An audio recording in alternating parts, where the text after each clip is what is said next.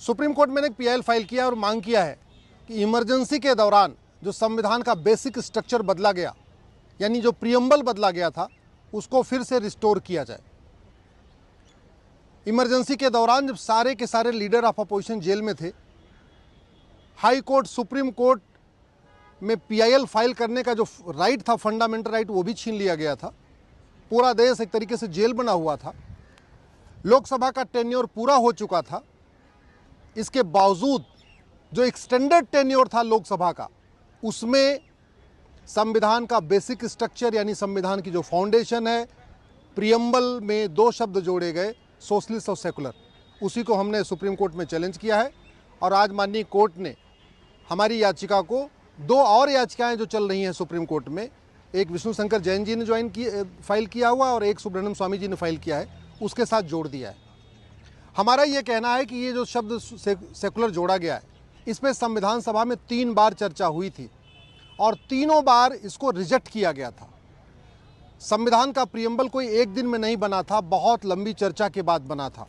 सबसे पहली बार संविधान के प्रियम्बल पर 13 दिसंबर 1946 को चर्चा हुई थी। उसके बाद 22 जनवरी 1947 को फिर चर्चा हुई और संविधान का प्रियम्बल को पास किया गया। 15 नवंबर 1948 को प्रोफेसर केटी शाह साहब ने एक अमेंडमेंट मूव किया और संविधान में सेकुलर जोड़ने के लिए कहा। उस अमेंडमेंट पे फिर पूरे दिन चर्चा हुई और प्रोफेसर केटी साहब का जो अमेंडमेंट था उसको रिजेक्ट कर दिया गया। 3 दिसंबर को 1948 को प्रोफेसर केटी साहब ने दोबारा फिर एक अमेंडमेंट मूव किया कि संविधान में सेकुलर जोड़ा जाए। उस पर फिर चर्चा हुई और उनके उस प्रस्ताव को भी रिजेक्ट कर दिया गया। 6 दिसंबर 1948 को फिर इस पर चर्चा हुई कि सेकुलर जुड़ना चाहिए कि नहीं जुड़ना चाहिए। पंडित लोकनाथ मिश्रा ने कहा था ये भारत की संस्कृति को बर्बाद कर देगा। एचवी कामत साहब ने कहा था कि ये हमारे लिए बिल्कुल ठीक नहीं है, विदेशी कॉन्सेप्ट है, ये भारत का कॉन्सेप्ट नहीं है, और फिर से उस प्रस्ताव को रिजेक्ट किया गया।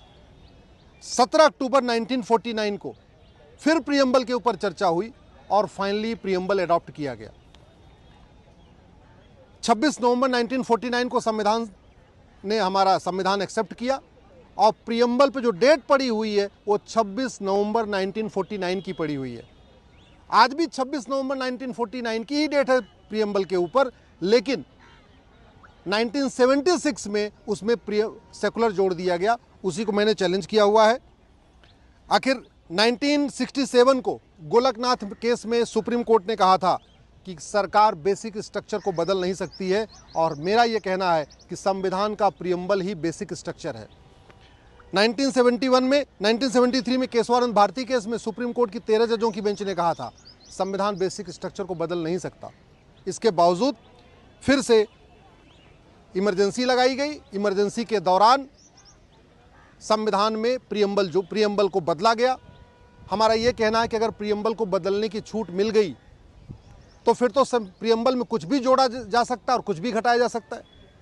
फिर तो अगर जिसके पास 2/3 बहुमत होगा, कल को वो प्रियम्बल से डेमोक्रेसी निकाल देगा। किसी को 2/3 बहुमत होगा, प्रियम्बल से वो जस्टिस को निकाल देगा, प्रियम्बल से इक्वल अपॉर्चुनिटी को निकाल देगा, प्रियम्बल से यूनिटी नेशनल इंटीग्रेशन को निकाल देगा, प्रियम्बल से रिपब्लिक शब्द को निकाल देगा। अगर कुछ जोड़ने की इजाज़त मिली तो घटाने की भी इजाज़त दी जा सकती है। अगर प्रियम्बल में बदलाव हो सकता है कुछ जोड़ के, तो प्रियम्बल में कुछ घटाया भी जा सकता है। कल को प्रियम्बल में कोई शरिया जोड़ दे, कल को प्रियम्बल में कुछ और कुछ जोड़ दे। इसलिए मेरा ये कहना है कि प्रियम्बल में कुछ भी जोड़ने और कुछ भी घटाने की इजाज़त नहीं मिलनी चाहिए। संविधान में जो जोड़ना है जोड़िए, जो घटाना हो घटाइए, लेकिन संविधान का जो प्रियम्बल है वो संविधान की फाउंडेशन है, वो संविधान का गोल्डन गोल है, वो संविधान का बेसिक स्ट्रक्चर है, और कभी भी बेसिक स्ट्रक्चर को छेड़छाड़ की इजाज़त नहीं मिल सकती है। इसी ग्राउंड पर मैंने सुप्रीम कोर्ट में चैलेंज किया हुआ है। आज माननीय सुप्रीम कोर्ट ने उस पर सुनवाई किया है और सुनवाई करने के बाद 2 याचिकाएं और जो चल रही हैं सुप्रीम कोर्ट में, एक विष्णु शंकर जैन जी की याचिका है, एक सुब्रह्मण्यम स्वामी जी की याचिका है। अब हमारी याचिकाओं को और वो दोनों याचिकाएं एक साथ जोड़ दी गई हैं, यानी आगे से अब इन 3 याचिकाओं पर एक साथ सुनवाई होगी। मुझे पूरा भरोसा है कि जिस तरीके से पार्लियामेंट ने भी प्रस्ताव पास करके इमरजेंसी को इल्लीगल डिक्लेयर घोषित किया है, अभी 25 जून को पार्लियामेंट में बाकायदा प्रस्ताव आया है और प्रस्ताव पास किया गया है कि जो इमरजेंसी थी अवैध थी, अनकॉन्स्टिट्यूशनल थी, इल्लीगल थी।